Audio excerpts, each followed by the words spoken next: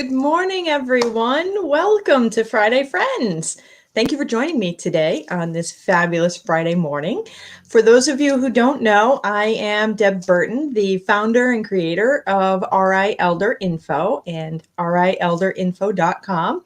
It is the most comprehensive resource for Rhode Island seniors, caregivers, and professionals. We cover federal resources, state resources, and local resources. And every Friday at 9 a.m., we pop on here to bring on and introduce you all to fellow nonprofits that are doing some great work out in the community that you really need to know about. And today we're going to talk about two words that should never go together. And I really encourage you to hit the like button and share this out because we want to make sure that we reach as many people as possible so that everyone knows what two words should never go together. But what we do is not possible without the support of our sponsors. So big shout out to our sponsor, Oak Street Health. They provide comprehensive medical services for individuals who receive Medicare. They also provide transportation in. So I know sometimes that's a concern to being able to get to the doctor. They have remained open and continue to follow great COVID protocols to keep people safe. Our other great sponsor is Tamarisk Assisted Living Facility over in Warwick. Great little place. It really gives you a sense of home. They're doing great work over there taking care of folks. They even have a memory care unit. So if your loved one has some dementia, that might be something that you want to look into over at Tamarisk Assisted Living. Of course, we have our team behind us right now, behind the screen, DNB Media and England Studio, who also help get the word out so that people know that RI Elder Info is here and that we can get you the information that you need. So without talking anymore, my guest today, I'm very excited because the program that they are offering and the work that they are doing is so critically important. The two words that should never be said together: homeless veterans. So I'd like to welcome my guest today, Ty Smith from Operation Stand Down, to talk about what Operation Stand Down does to work on resolving homelessness among our veteran community. Welcome, Ty. Hi, Deb. Thank you for having me, and thank you for the opportunity to allow me to come on Friday Friends and talk about this important subject. Yes, I'm so glad to have you here. I met Ty a few years back now. Yeah. So tell everybody, what is Operation Stand Down? So bottom line, we're the main resource for veterans to go to in Rhode Island. We've been around for 30 years. And in that time span, we've been able to provide a variety of resources, important resources, for not just homeless veterans, but veterans, National Guardsmen, the veteran household. So we own and operate 88 units of housing throughout the state.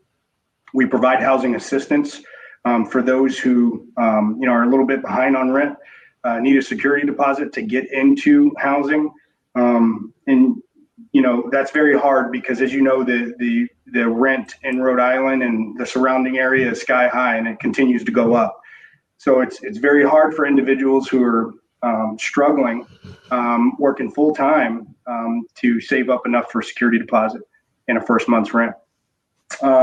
We have a robust employment and training program. We've been blessed. We have funding from the state, from Real Pathways, Real Jobs, as a part of their Getting Back to Work program. And we also have federal funding. And what that does is that allows us to eliminate barriers for veterans so we can employ them. And we can do that a variety of different ways. We have a free college program, up to 6 free credits for veterans. It's an all veteran class. It's meant as a way to kind of, use the metaphor as dipping your toe into the water. If you've never been into the classroom space before, the college classroom space, those veterans, that gives them a chance to kind of ease into that process. And then we also offer food and clothing. We have the biggest food pantry in the state. We have great relationship with the VA. We have offices at the Providence VA Medical Center and the New Bedford smaller medical center called the CBOC. and they send their caseworkers send their veterans here for food and clothing. So we work together. We work very closely with the Rhode Island Office of Veterans Affairs and the state and the National Guard, and folks like you, Deb. This is we don't do this for 30 years without the community. There are individuals out there like Sheila Manning, who we referred to as the bread lady, who would deliver bread for years after her retirement. And unfortunately, she just passed away. But she always thought about the veterans. She always thought about us. And we're not around for 30 years without people like Sheila. Wow. So tell me, Operation Stand Down. Oh, if you've got something else running, you'll hear a little bit of feedback sometimes. You have 85 housing locations around the state. Is it like a shelter situation, or is it like actual apartments for the individuals? Yeah, so good question. So let me just go back just to the services, because I left out a key component. But legal assistance. So we provide legal assistance for veterans. We're the only ones that provide that services, those type of services for free to veterans in the state, to include, service-connected assistance and assistance with appeals.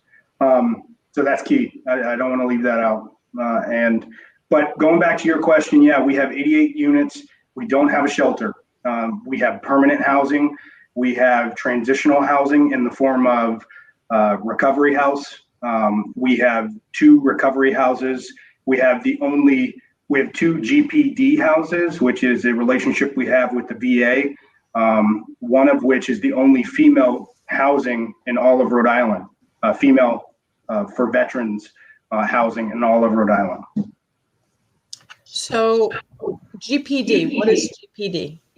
Yeah, so it's Grant Per Diem. It's an acronym. The military loves acronyms. Oh my God, yeah. The Providence, the VA loves acronyms. It is a grant that we have. Good question. It's a grant that we have with the VA. Okay.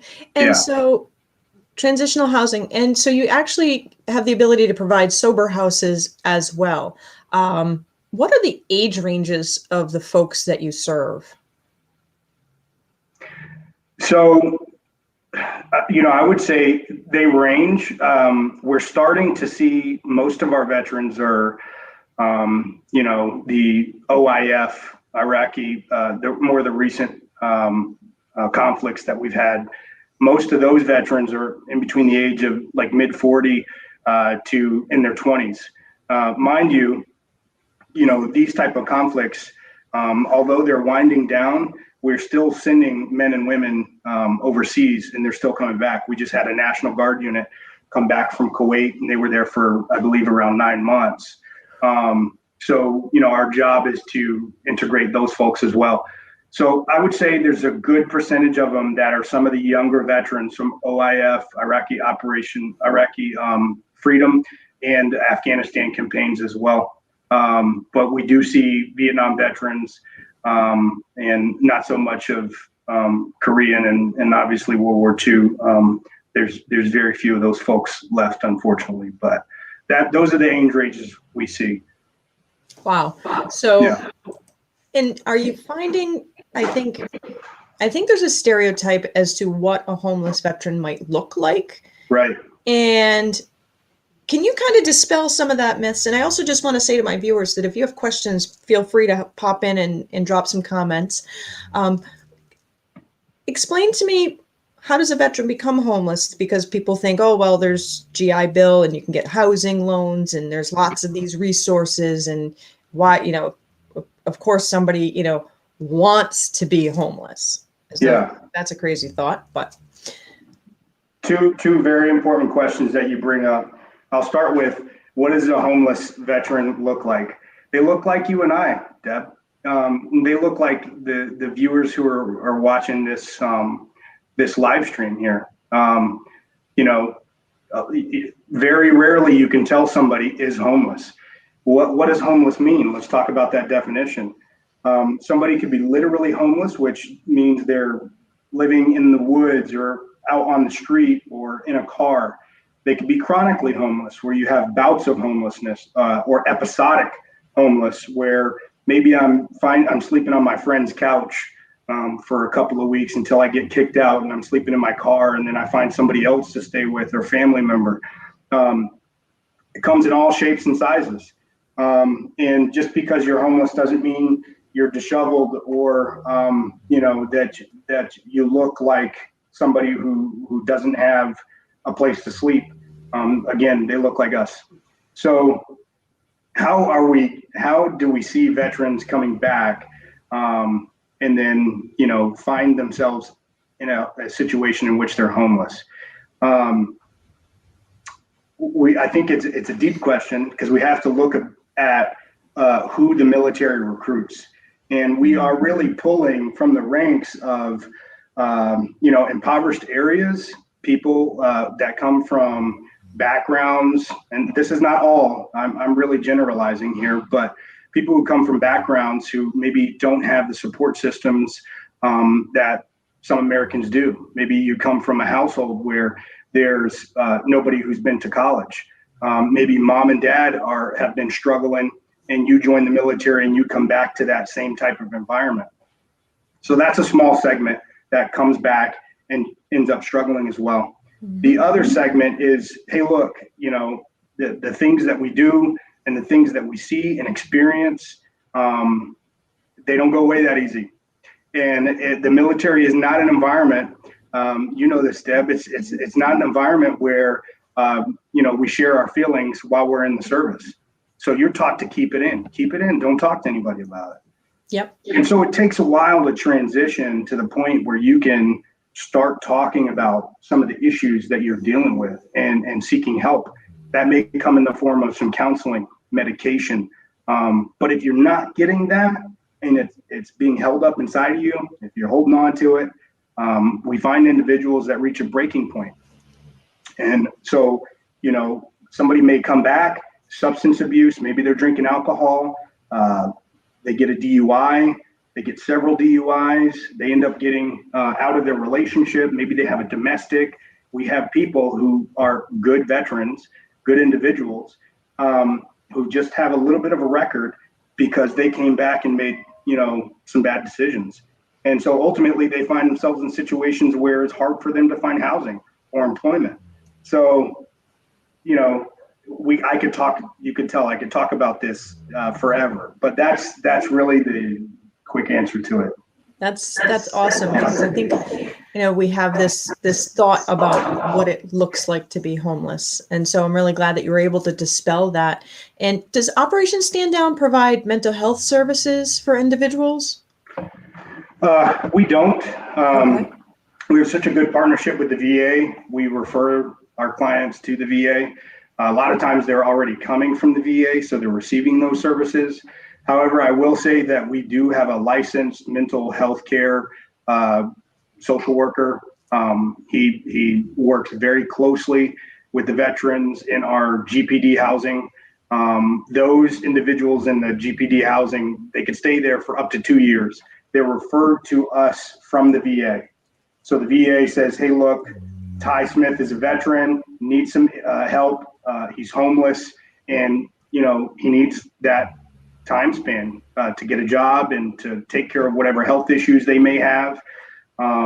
So that individual that we have on staff will work very closely with the veteran when they're not at the VA. And let's be honest, frankly, it's hard sometimes for a veteran to talk to a civilian, even if they are a physician. So, talking to our staff, we have 22 members on staff, most of which are either have served, know what it's like to go down range to Iraq, Afghanistan, come back and transition and understand that difficult process, or they're a spouse or they're directly tied to the veteran landscape in some way, so they're familiar with it. But so yeah, we do. He's a good person to know. His name is Arturo, and he's our go-to guy when we need a professional, somebody to kind of talk to our clients. That's awesome. I'm glad that you have that. So, What about the employment program? Do you help Now, obviously, a lot of the folks that I work with are older adults, but do you help folks with employment issues? Because, you never know, we're on the World Wide Web, who might be watching. Do you help with Yeah. employment issues to get people jobs too when they come home? Yeah. So I think it works two ways, right? We help employers, we help private businesses and all different types of businesses throughout Rhode Island and southeastern Massachusetts. We meet those individuals, try to shake their hands or fist bump now, see what type of jobs they have available, what they're offering the veterans. And we have those conversations mainly because we want to know what the employers are looking for. What do you need? Mhm. And then we work with the veteran population, anybody in the veteran household. If it's a dependent, I'm a veteran, I have two sons. My sons are eligible for our program here. Okay. My wife would be eligible for this program. Anybody in the veteran household. Because really it's all about kind of supporting that nest, right? If the vet household is supported, then we got a better chance of success for that veteran and the family. So yeah, we can help anybody in the veteran household. And just to go into a little bit of detail, what does help mean? So we're all about eliminating barriers and then connecting those relationships. So we made the relationship with the employer. We do an intake. We do an individualized assessment of where that individual is, where they want to be. We talk about their goals. Sometimes they're ready to work right away. Maybe they had a few legal issues in the past. They're on the up and up. Maybe they can see our legal assistants. Legal assistants can help them with their record. And then we can get them into somewhere like Lowe's or Home Depot or Electric Boat or National Grid. We're averaging over almost $20 an hour for our veterans. And minimum wage is what, $10.50? Hopefully they'll raise that minimum wage soon, but nobody can live off of $10.50. So we're not about, this has to work for us. It has to work for the veteran. It has to work for the veteran household. So, we're really trying to connect the veterans with jobs that pay and have the benefits that you or I want. Mm-hmm. And so you also mentioned legal assistance, and Right. I just heard that there had been a veterans court, but that the veterans court has now lost funding or something. So many, let me take that back. Maybe not many, but veterans who maybe were involved in the legal system back in the 70s, et cetera, and who might be applying for elderly housing may have criminal records from something they did 40 years ago or 50 years ago. Many people do young, dumb stuff. And those now records will bar them from getting, really into housing that would be helpful to them. So do your Right. legal services help people, say, get that kind of thing expunged? Maybe it was a marijuana possession charge in the 70s, things like Right. that. Do you guys work with folks to get that kind of thing resolved? Absolutely. So you're talking about expungements. We do expungements, and just to, kind of reflect on Vets Court, the funding's there. It's still ongoing. I know that they do it via Zoom, which they're doing a lot of things these days. But Vets Court is still up and running. And we work with a lot of veterans in the Vets Court program. So if you're in Vets Court, you're there for, as I understand it, for 1 year. There's a series of standards that one would have to meet. And in that time period, it's important to point out that veterans very rarely do we have one issue, right? We have multiple issues. So a veteran who's in Vets Court who needs expungements to get employment may also lack housing. They might not just lack housing, but maybe they need a structured type of housing like recovery housing or GPD housing. Or maybe they need permanent housing, which we could provide. And if we don't have it, we can help them look for it, or they can look for it, and we can help them with that housing assistance to get into, where they need to go. That's awesome. So, a lot of what you're doing, it takes a lot of work. It does. Yes, it like, does. and one of the things I think, that you had said is really unique that I wanted to also point out to our viewers is Operation Stand Down runs the only veteran women's shelter. I had the opportunity to meet an individual who was a beneficiary of the services in that women's shelter. And she really pointed out how much it helped her get on her feet after a really negative situation that she was involved in. And I don't think people necessarily realize that women's needs might be a little bit different. So can you talk just a little bit, because I know Operation Stand Down is going to be giving a presentation at the upcoming Calling All Women Warriors, but could you talk a little bit about what you do for the women veterans there too? So if anybody's in need between now and March 18th, they'll have some information as well. Yeah, so I'm just going to speak specifically about our female housing. That provides, the ability for female veterans who are connected to the VA, some respite from, whatever situation they're currently in. A lot of which happen to be females who are, victims or have dealt with domestic violence issues. So it's really a place for female veterans to go and live for up to 2 years. It's very similar to our all male housing in West Warwick. But what happens is we do see quite a few female veterans who are victims of domestic violence. And so we have a case manager who works closely with them, a female case manager who's very ingrained in the veteran community. She's been working with veterans for 30 years, specifically female veterans. And has great relationships with the VA, and we work together. And all of these services that I've talked about, they're all available for all veterans. And I don't say my brothers and sisters lightly because I see the uniform and I see the service and the DD-214 and the documents, and all of our services are for everybody. But yeah, we do have people who've dealt directly with female veterans with those very sensitive issues and know how to do it, and they do it well. So there's a couple of things that I know that Operation Stand Down does that I suspect or know actually were really impacted by COVID-19.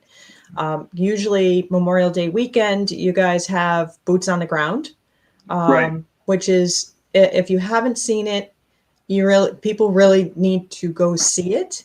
It's going to come back. Yay. We're bringing it back. Yeah. Yes, I'm so excited because I know you did it virtually this past year because of COVID. I mean, that COVID has thrown a wrench into so many organizations' plans.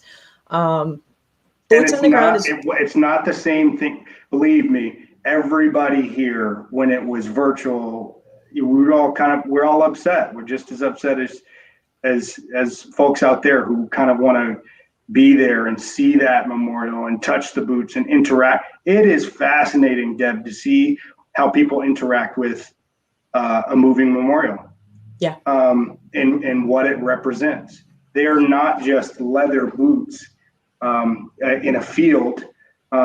It's so much more than that. But I'm sorry, I cut you off. And I will say, bring a tissue or two. Yeah. Or a battle buddy. And I would say bring your family, bring your friends, your neighbors, and your family, because we all need to start thinking about how we interact with veterans. But not only interacting with veterans, but kind of understanding how we're involved in that process. People say, thank you for your service.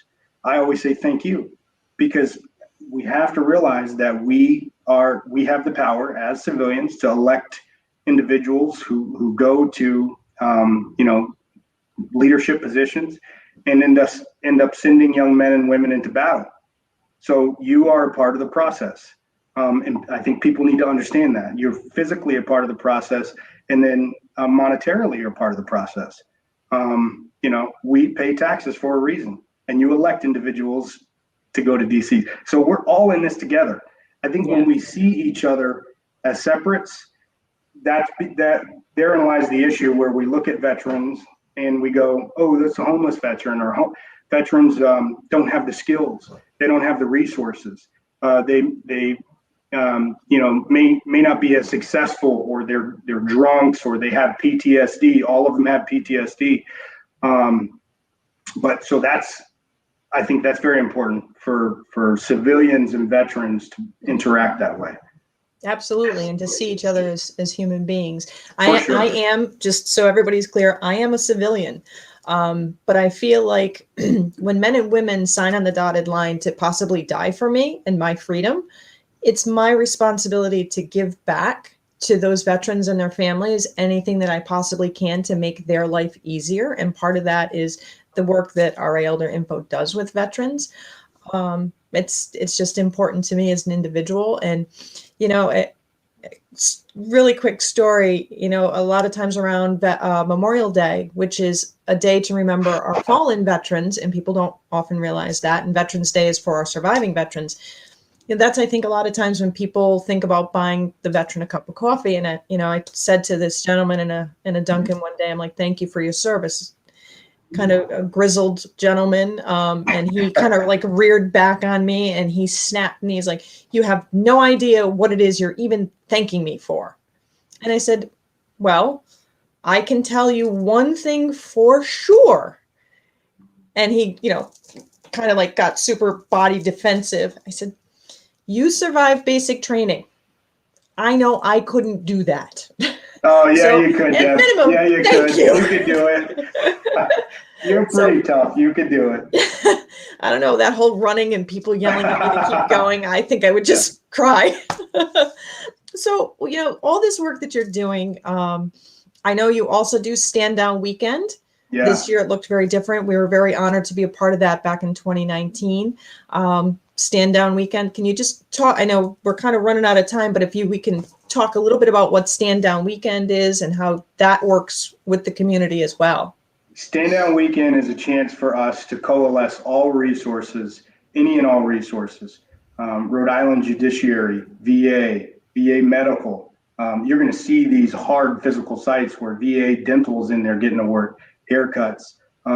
We provide food. We provide 3 meals a day, tents for the homeless population to sleep in, showers.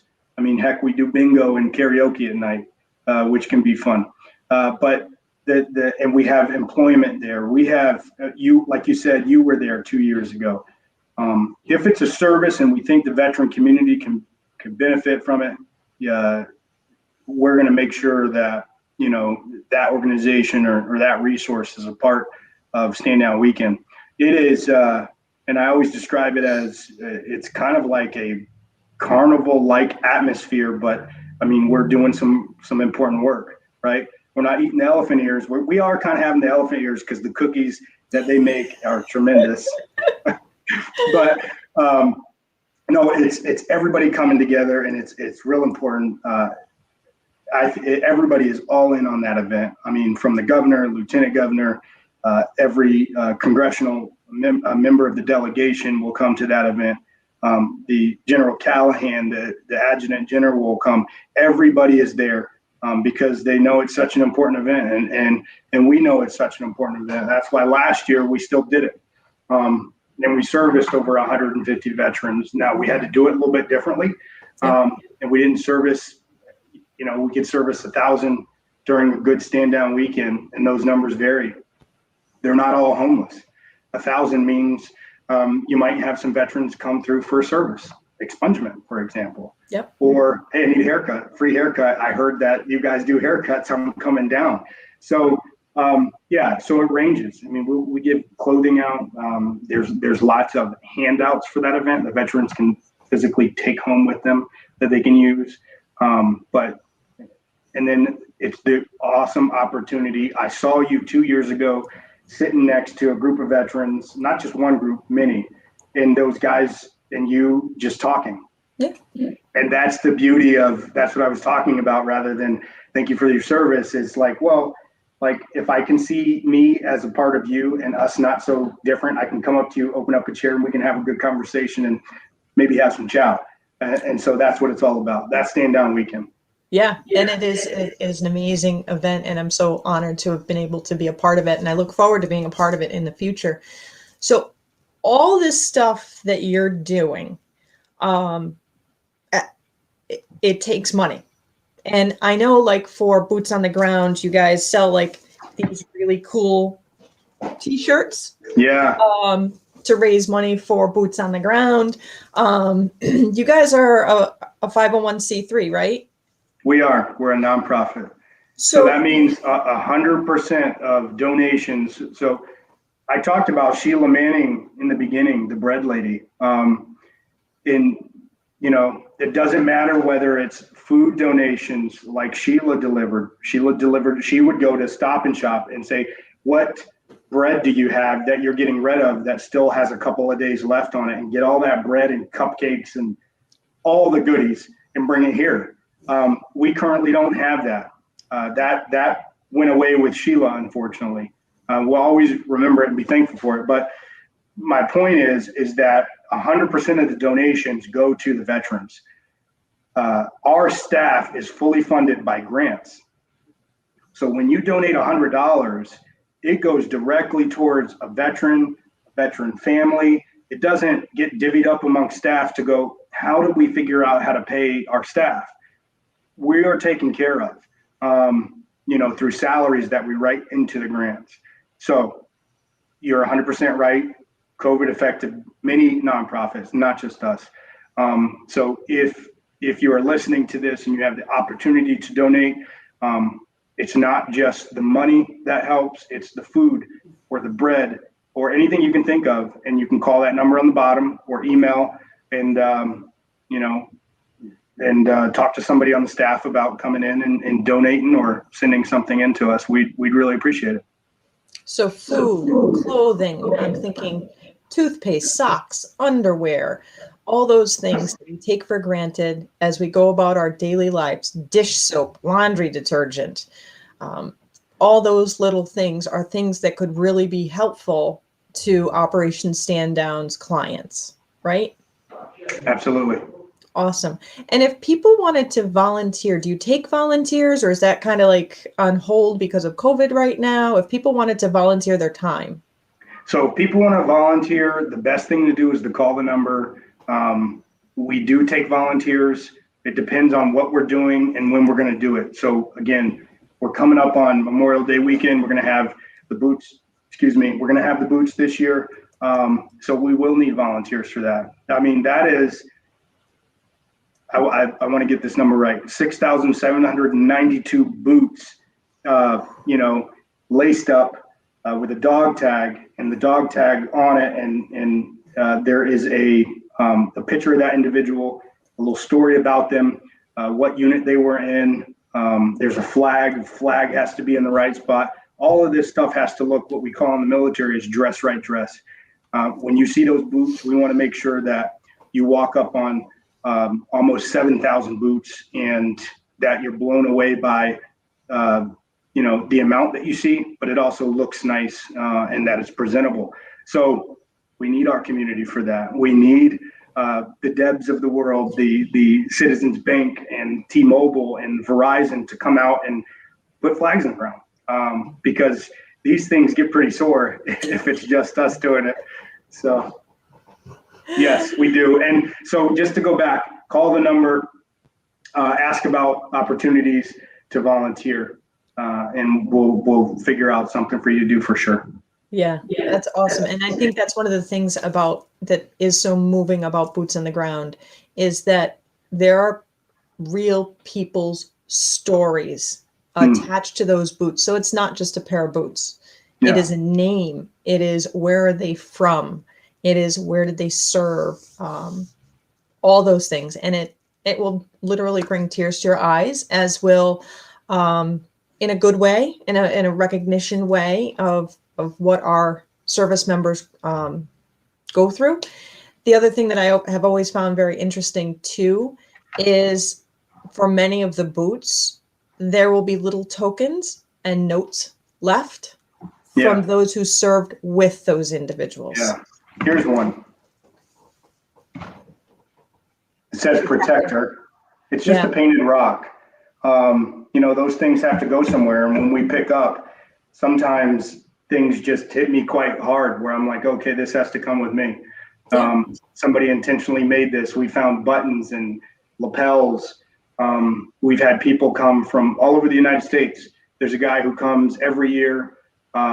He's a retired sergeant major. He comes in his full uniform and he walks amongst the boots and interacts with them. We have kids from Pawtucket come. I see kids out in the boots, just kind of looking and thinking, and I think that's important to think about, early on. Yeah.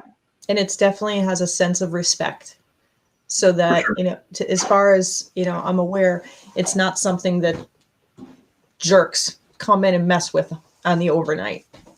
So. Right. Yeah. And it's in Fort Adams. It's got the military vibe to it. It's in a great spot. Have you been to the Fort Adams one? I haven't been to the Fort Adams. I've been to the one at Roger Williams. Okay. Yeah. So, it's right inside the moat or the fort that's there, right on the water. And when you come in those big stone walls, there's energy for sure. That's awesome. This has been great. I really appreciate you taking the time to come on today. I really hope, we can get the word out, because there's two words that should never go together, and that's homeless veterans. Just shouldn't happen. Right. Agreed. So thank you. Thank you for everything that Operation Stand Down is doing for our veterans. Thank you for joining us today. I really appreciate it. You're welcome. So everybody, again, if you know someone who is a veteran who is in need, please feel free to reach out to Operation Stand Down. If you feel like there's something that you can give to work to reduce and eliminate our homeless veterans, please reach out to Operation Stand Down. As Ty was saying, even if it's you have the ability to collect bread from your local markets and bring it in, it makes a difference. If you're a bakery shop and you've got those, cupcakes that are, just about to expire, everybody loves cupcakes. So I thank everybody for joining me today. I hope that you have hit the like button and the share button and get this word out to folks, because we all have a part to play in eliminating homeless veterans, homelessness among veterans, I should say. And it's really important. It's really important for all of us to acknowledge the sacrifices that these men and women have given for us and for our freedom. So thank you all for joining me today. I look forward to seeing you all again next week, 9 a.m. for Friday Friends. Make sure, hit the like button, hit the share button. Someone you know needs this information, and someone you know can help eliminate homelessness among veterans. Thank you all. See you next week. If you liked this video, please follow us on social media and subscribe on YouTube. For more information, visit rielderinfo.com or call 401-585-0509. If you have any questions, email deb@rielderinfo.com.